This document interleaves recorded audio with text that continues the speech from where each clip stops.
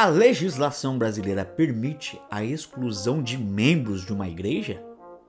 Vamos falar de coisa boa?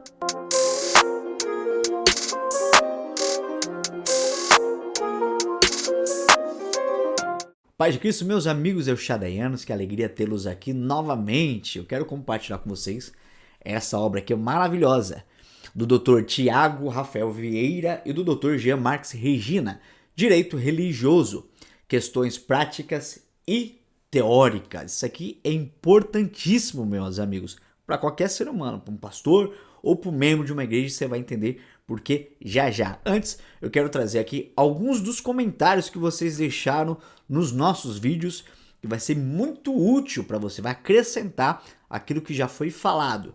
Do vídeo sobre o review da Bíblia de Estudo NAA, Nova Almeida Atualizada, que tá aqui, ó, o card aqui em cima, é o Kleberson Gustavo Viana da Silva. Ele nos acrescentou informações importantes. Ele disse o seguinte: comprei a teologia sistemática do Norman Geisler presencialmente na El Shaddai. É pentecostal, é arminiana e também achei a altura das reformadas.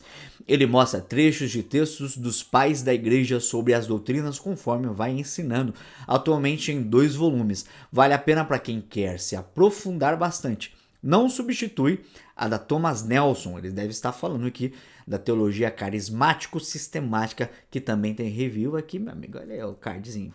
Tô falando para você. Ambas têm pontos fortes e se complementam. Então, fica a dica aí para quem quiser adquirir também em segundo momento. Vou deixar aqui embaixo o link para você que ficou interessado conhecer melhor. Agora, o comentário do D.C. Joseph Wesley. Diácono José Wesley. Gente boa, Diácono José Wesley. Ele fala o seguinte: top! Mas lembrando que existiam também os zelotes. Do vídeo da Bíblia de Estudo NAA, a gente comentou sobre os grupos de judeus existentes no Novo Testamento. Ele está acrescentando aqui que existiam também os zelotes. Apesar de existir linhas teológicas que os considerem os próprios fariseus por ser responsáveis pelo zelo e por se fazer zelar a lei, porém historicamente é comprovado que os zelotes eram um grupo à parte. Inclusive, há de se pensar quanto ao adjetivo que é dado a Simão, chamando-o de zelote. Certo? Observação. Sou seu fã e sonho em trabalhar com vocês. KKKKKK. Nossa, meu amigo, obrigado pelo carinho. Coraçãozinho pra você. Quer trabalhar com nós? Manda currículo aí, meu. Manda currículo. Quem sabe não dá certo, né? Falando sobre o zelote, talvez, eu acredito, que não tenha sido acrescentado os zelotes lá nestes grupos na Bíblia de estudo, pelo motivo que a gente encontra aqui, ó, no dicionário Eerdmans. Também tem vídeo de review aí ao card. E ele diz o seguinte aqui, ó, o comentarista do dicionário.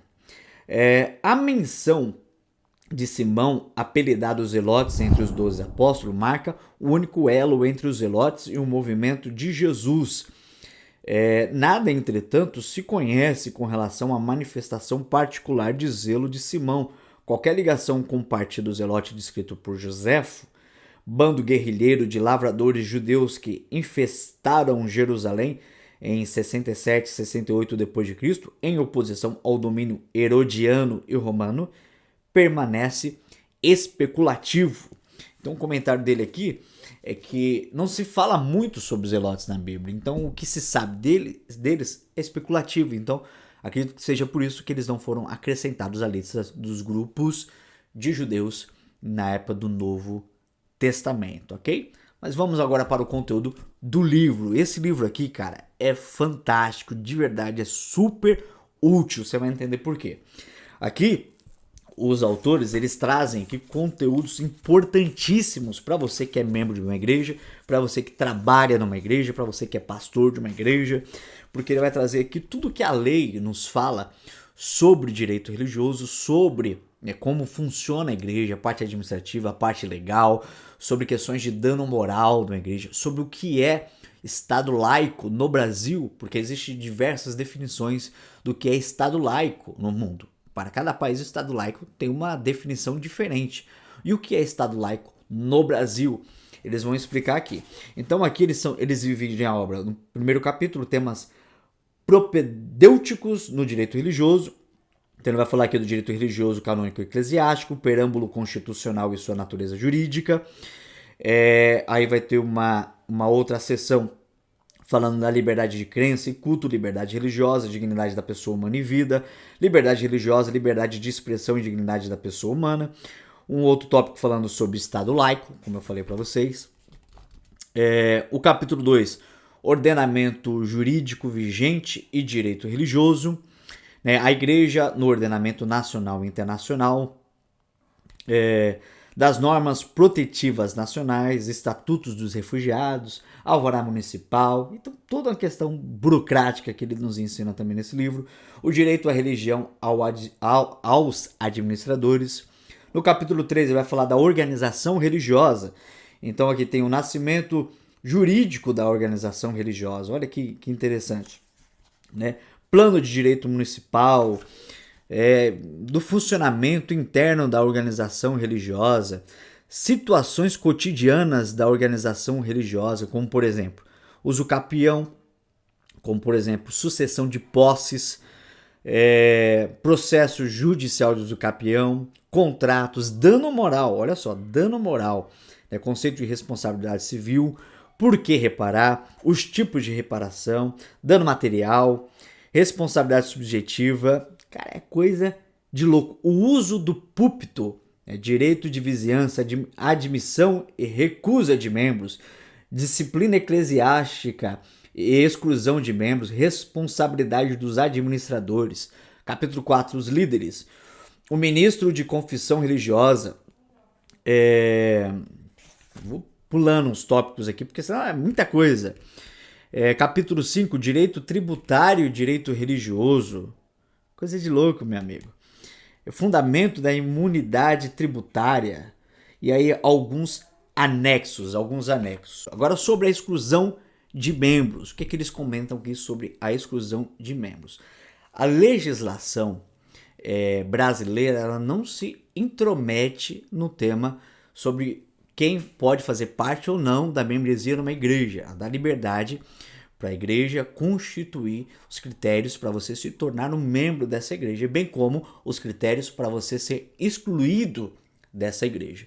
Então, os exemplos que eles nos dão aqui é de que dentro dessa organização, desse estatuto, deve-se haver a possibilidade da pessoa que está sendo excluída ou está prestes a ser excluída a se defender da acusação de que ela está recebendo. Por exemplo, alguém tá recebendo uma acusação de que se apropriou indevidamente de alguma coisa da igreja e por isso vai sofrer o processo de exclusão da igreja. Então deve-se dar a oportunidade para essa pessoa se defender, apresentar a sua defesa.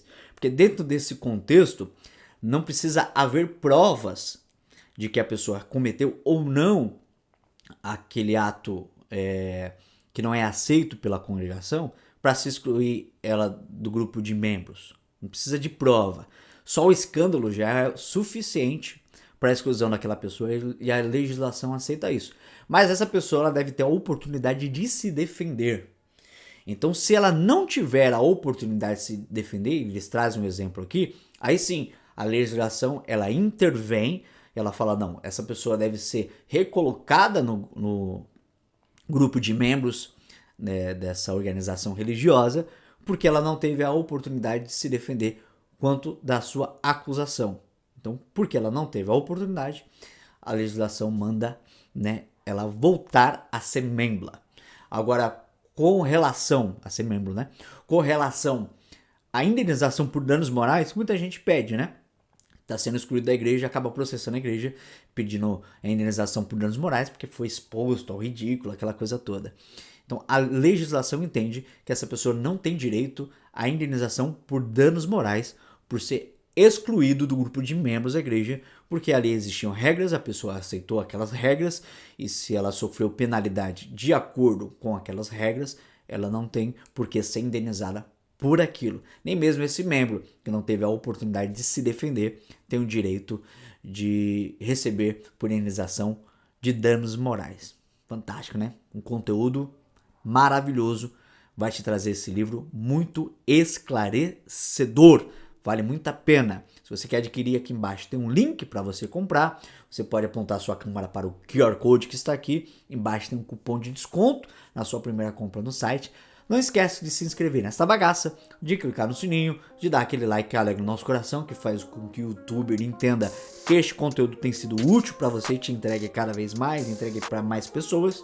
E deixar aquele comentário que pode ser útil para muita gente. Fechou? Obrigado, meu amigo, por ficar até aqui mais uma vez e até a próxima.